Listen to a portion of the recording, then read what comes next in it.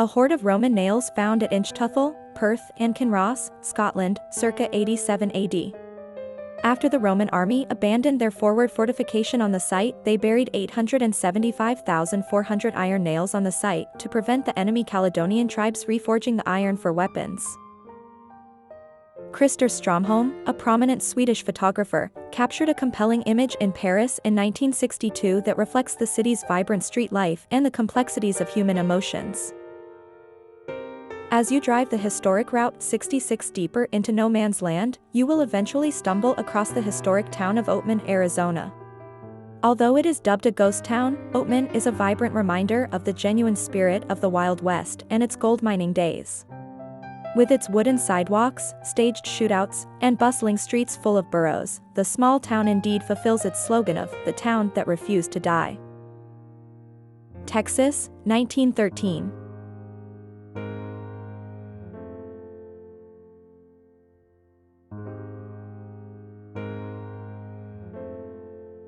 The worn steps of Trinity Bridge in Crowland, a unique three-way stone arch bridge. Constructed 65 years ago, it's well-preserved and a scheduled monument. Asbury Park, New Jersey, 1895.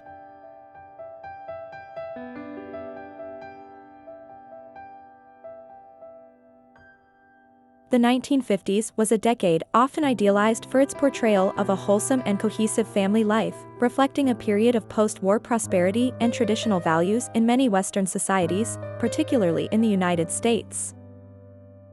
In 1915, Effie Hotchkiss bought a new Harley-Davidson and attached a sidecar to carry her mother, Avis, as a passenger. The pair then set out from Brooklyn to see the Panama Pacific International Exhibition in San Francisco. In December 1907, a charming portrait captures the newlyweds Aubrey Earl Blackwell and Edith Florence Matthews seated in a horse-drawn buggy in Lockney, Texas. This historic photograph offers a glimpse into early 20th century life in rural America, showcasing a moment of joy and celebration in the couple's life. In 1850, Nancy Ross as Gooch was brought to California by a slaver leaving her only son, Andrew Monroe, behind in Missouri. Nancy worked for the miners, performing domestic chores, such as sewing, cooking, and washing. She saved every penny she could earn until she had enough to buy the freedom of her only son, Andrew Monroe, and his wife Sarah Ellen, who were enslaved in Missouri. Daughter of white tobacco sharecropper at country store. Person County, North Carolina. By Dorothea Lange, July, 1939. 18-year-old Elizabeth Cochran was living in Pittsburgh when the local newspaper published an article titled, "What Girls Are Good For, Having Babies and Keeping House Was the Answer," according to the article. The article displeased Elizabeth enough that she wrote an anonymous rebuttal, which in turn so impressed the paper's editor that he ran an ad, asking the writer to identify herself.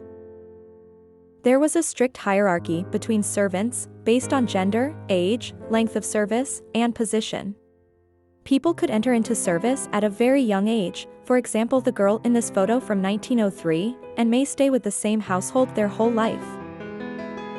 Alberta Virginia Scott, Radcliffe's first African-American graduate, ca. 1898, by the second decade of the century, Radcliffe graduated more than one black woman each year. By 1920, 4 black women graduated in the same class. This was unheard of at the other 7 sister colleges, where such numbers would not be achieved until the 1940s and 1950s. By 1950, Radcliffe had graduated 56 African American undergraduates and 37 African American graduate students.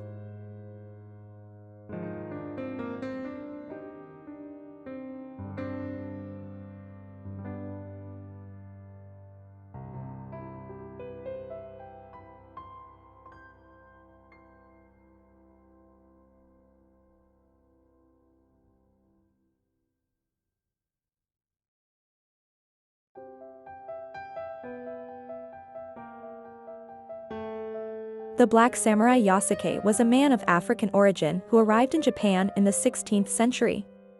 He is said to have been brought by a Jesuit missionary, and his imposing presence and skills quickly caught the attention of Oda Nobunaga, one of the most powerful daimyo of the time.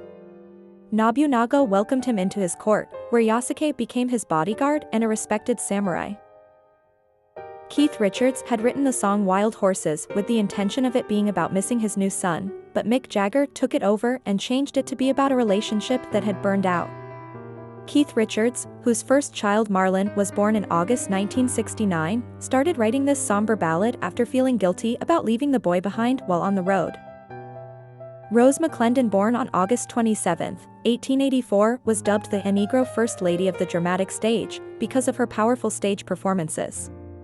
She was born as Rosalie Virginia Scott in Greenville, South Carolina, and as a child relocated to New York City. She started acting in church plays as a child, but did not become a professional actress until she won a scholarship to the American Academy of Dramatic Arts when she was in her 30s. Belle Field's The Black Nightingale. She was as popular as Josephine Baker was in France. Miss Fields gained her fame throughout Europe, learned their language, and became one of the first women to make a record. She also starred in 2 silent European films. Singer and songwriter Fats Domino with wife Rosemary and their 6 children, 2 more were born after this photo was taken, circa 1959. They were married from 1947 until her death in 2008. Camping was much more glamorous in .1954.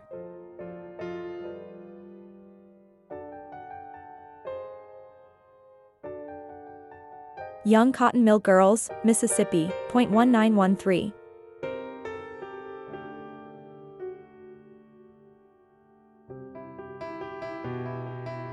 Just imagine the things you could have spoken to this couple about, including the Civil War. West Virginia. 1396 to 1912, thought an elderly couple pose for a picture. This photograph was taken by traveling photographer Albert Ewing, ca. 1896 to 1912. Like most of Ewing's work, it was likely taken in southeastern Ohio or central West Virginia. Posing for a 1953 Kathleen Hughes publicity photo.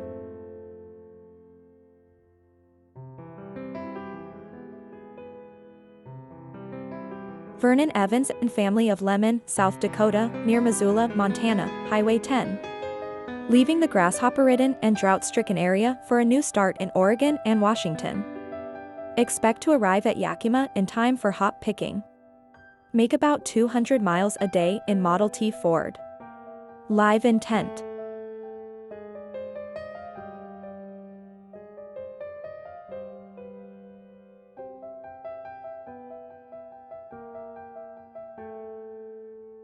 In terms of his artistic significance, the early 1960s teen singer Bobby V may be a relatively slight and unimportant figure, but his place in music history is assured for reasons that have nothing to do with his modest chart accomplishments and charms as a performer. Moms Mabley, born March 19, 1894. Loretta Mary Aiken, Jackie Moms Mabley, stand-up comedienne, was born in Brevard, North Carolina.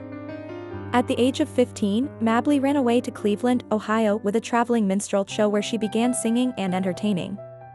By the 1950s, she was one of the top women doing stand-up and earning $10,000 per week at the Apollo Theater. If you do not know of her, Google her name and watch her on YouTube. Margaret Walker was born on July 7, 1915, in Birmingham, Alabama, was a college student at the age of 15 when she began writing poetry. She received a BA from Northwestern University in 1935 and an MA from the University of Iowa in 1940. Herman Leonard. Gloria Walker, June 1956, Playboy Playmate.